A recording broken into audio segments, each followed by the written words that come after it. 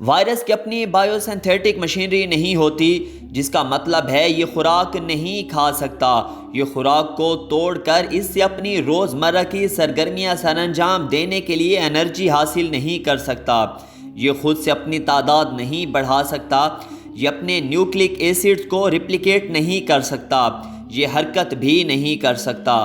Virus کو یہ سارے کام سر انجام دینے کے لیے ایک ہوسٹ کی ضرورت ہوتی ہے، یعنی کسی دوسرے زندہ جاندار کے جسم کے اندر رہ کر ہی افزائش کر سکتے ہیں۔ انہیں لیبارٹری میں آرٹیفیشل میڈیا پر گرو بھی نہیں کیا جا سکتا۔ وائرس چونکہ خود سے حرکت بھی نہیں کر سکتا، اس لیے یہ پیسیولی ہی کسی ہوسٹ تک پہنچتا ہے۔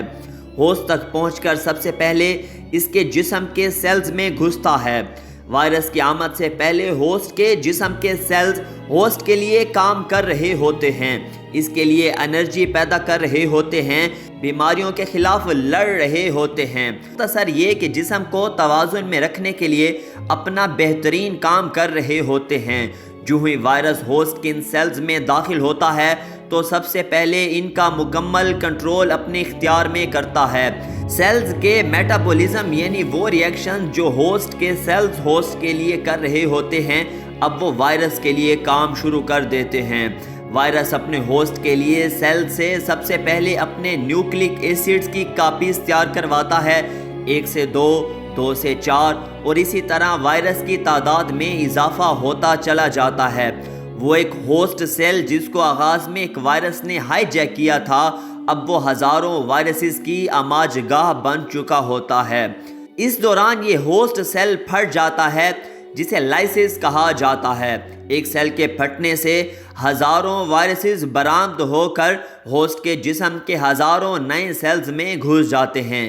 ایک بار پھر سے وہ تمام سیلز وائرس کی تعداد بڑھانے میں لگ جاتے ہیں اور لاکھوں نئے سائیکلز شروع ہو جاتے ہیں۔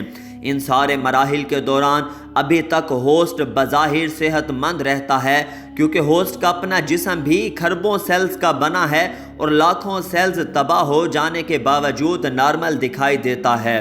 ان مراحل کو وائرس کا انکیوبیشن پیریڈ کہا جاتا ہے۔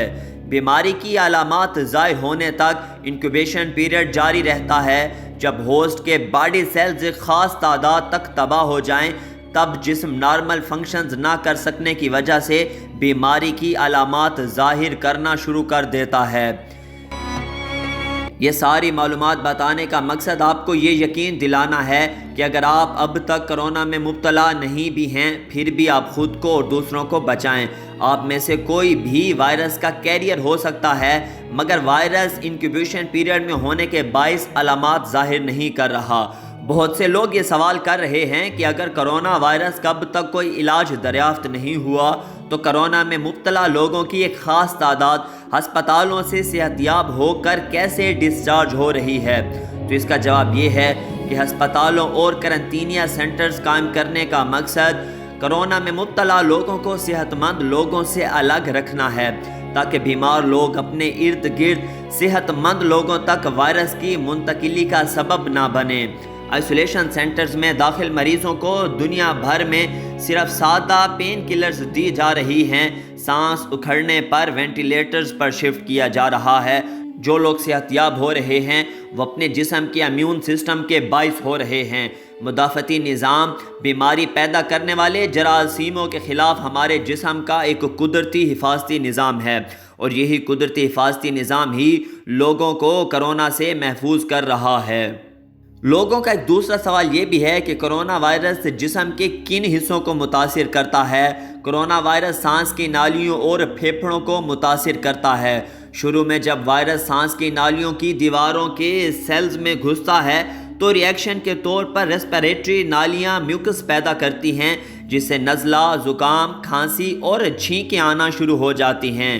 جسم وائرس کا کلا کما کرنے کے لیے نارمل باڈی ٹیمپریچر جو کہ 37 ڈگری سینٹی گریڈ ہوتا ہے کو بڑھا دیتا ہے۔ اس وجہ سے بخار کی علامات ظاہر ہوتی ہیں۔ ان سارے عوامل سے یا تو وائرس کا کلا کما ہو جاتا ہے اور مریض کے کرونا ٹیسٹ منفی آنے لگتے ہیں، یا پھر اگر یہ سارے عوامل کام نہ دکھا پائیں تو ہم کہتے ہیں کہ مریض کا امیون سسٹم کمزور ہے اور پھر پھیپھڑوں کی تباہی شروع ہوتی ہے۔